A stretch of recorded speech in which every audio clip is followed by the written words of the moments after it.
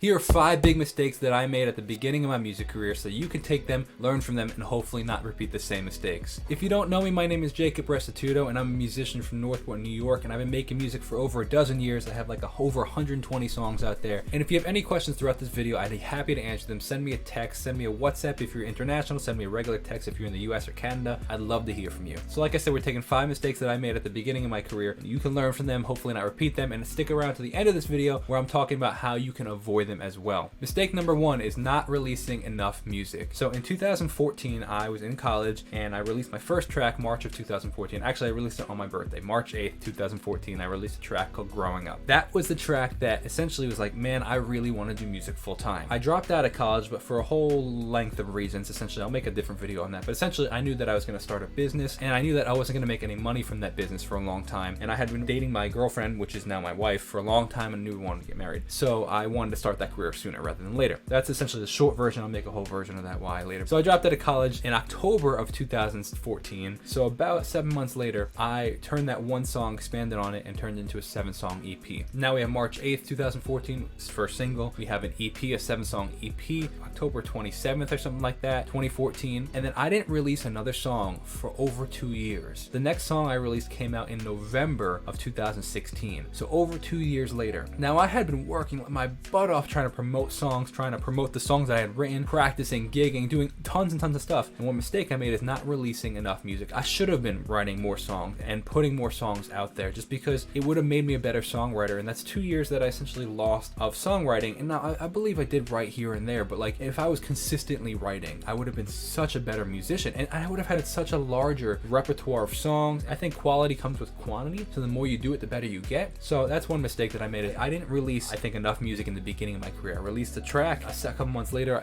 I released a song, then a couple months later I released an EP, and then it was 2 years before I released my next song. And then after that I started to pick up the ball and I was like, okay, I'm releasing a lot more music. That was 2016 November. I think since 2017 I've released, I guess that's over 120 songs or something like that. So that's mistake number 1, is not releasing enough music. And it kind of ties into number 2, which is the second mistake that I made, was trying to perfect my music. I spent so much time focusing on how this sounds and how that sounds, and I think there's a level of excellence that you should have in your music and a desire that you're working towards. But then also on the other extent, perfection is the killer of creativity. You could spend the whole day working on one little guitar riff because you hear all these little intricacies that nobody might ever end up hearing, or you might end up scrapping it towards the end of the mix. Now you spent the whole day working on this one thing and you don't end up using it. Like, what a waste of time. Well, is it a waste of time because you're practicing and you're putting in work, right? But it could have been a better use of your time, right? Learning the balance, I think, of, okay, is this really important to spend time on versus this is not actually that important. This is in the background on the mix. People aren't going to necessarily notice it. I think that comes with time. And part of the reason, tying back into number 1, that I think releasing more music is a benefit is you actually improve your skills. I think personally, I improved my skills by working on different songs and different genres of songs. Like every song has a little bit different of an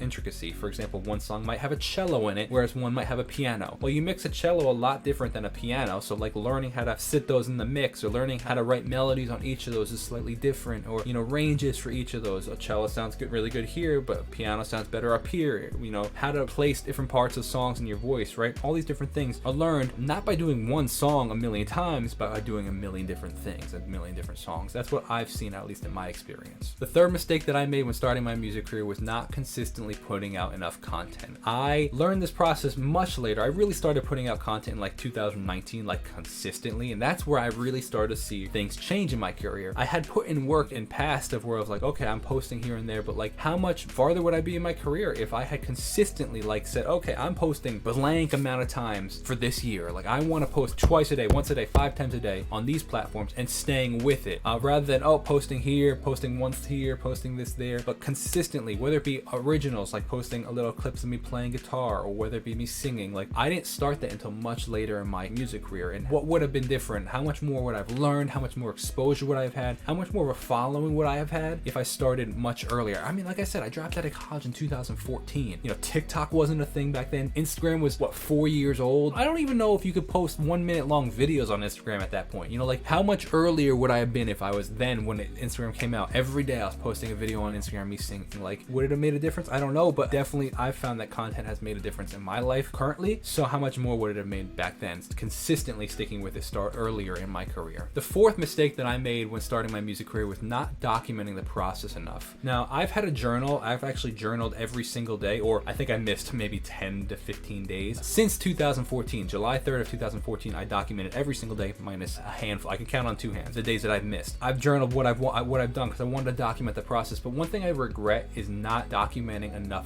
visually, not having enough photos, not having enough video. Like now I started vlogging in 2020, and now I have so much content of that process of where I was in my career. I have process of, like, you know, when I first hit 10,000 subscribers or 5,000 subscribers, when I got my first $5 from YouTube, like the first check I got, when I broke $500 from YouTube, like all these things, when I met this cool person, or when I played this gig or played this show, or the process of recording this concert, right? I have all that documented visually. Not only do I have it, like, you know, written down in my journal, but I have it visually. I have photos. I can pull from that later on in my career and look back on it. I don't have a ton of that from like early, I would even say like 2014 or earlier. I don't even have it up until like probably like the 2020 area. And that's like 6 to 7 years in my career that's kind of in limbo. Like there's a video here, there's a video there, but man, I bring my camera everywhere now, and I record almost all my gigs. Even if I'm just playing, you know, to like an empty bar, I'm recording it. You know, I wish I played so many shows back then, like so many shows where like there was like 10 people on the bill, and I was you know, one of the musicians, and I played 5 songs. But man, what content would it have been to look back on now, 7 years, 8 years later, of having that, like, you know, this is what this song sounds like then, this is what I sound like now. Like,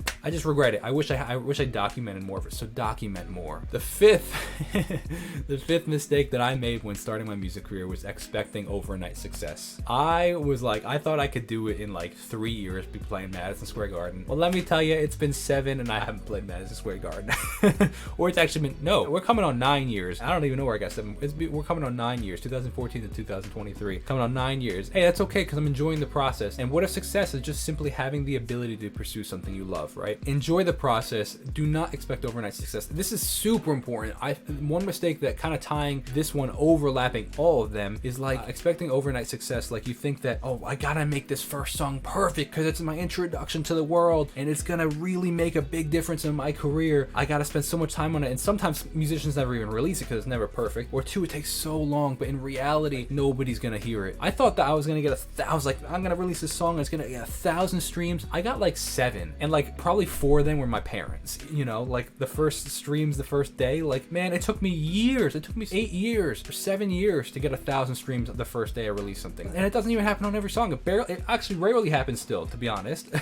But that being said, like, it's a process. Expecting overnight success will really, really lead to frustration and stress, and just trusting, hey, I'm gonna put one foot in front of the other, keep going, look at that, like the little successes that add up, you know, add on to the little, add on to the little, add on to the little, notice the little, what I would call miracles in the ordinary. Those moments keep you going. So those are the 5 mistakes that I made. Hopefully you learn from them. Now let's talk about the 5 things you can do to avoid them. So going in order, we have not releasing enough music. Well, honestly, stop stressing about making the song perfect. Even if it's honestly like filmed on your phone, a 1 minute, hey, I wrote this song today, here's 1 minute of it. Like a lot of these, honestly, like for example, Olivia Rodrigo did. She's like, hey, I wrote this song today, here's me at the piano, what do you think of it? And then put it out online and see if people really like it. And if they do, then maybe you continue to write that song, or flesh it out, or keep working on it. Number 2, trying to perfect your music. Again, kind of tying into number 1. Don't try to just put out as much as you can, and you learn from it. You learn different things, and rather than trying to find the perfect snare, well, now you've worked on 10 songs, you can you know that this snare sounds good here, this snare sounds good here, this snare sounds good there. Number 3, consistently making content. Make a plan. Film everything, which kind of ties into the documented process, but film everything and post it everywhere. Post as much as you can. See what people like. Try new things on content. This is a great one. Make relationships on content. So many great opportunities have come through my music career through the relationships I've made, through interviews that I've done, through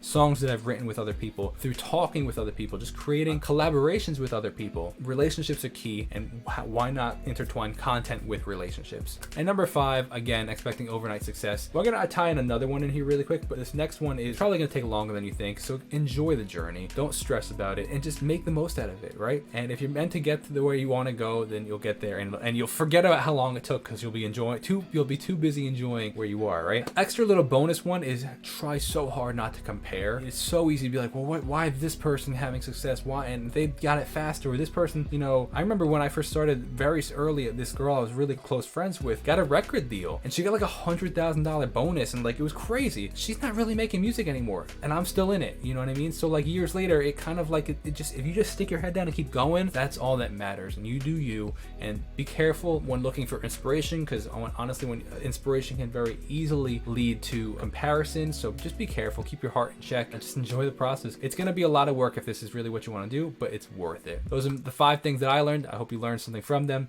I'll talk to you in the next video. God bless and peace out.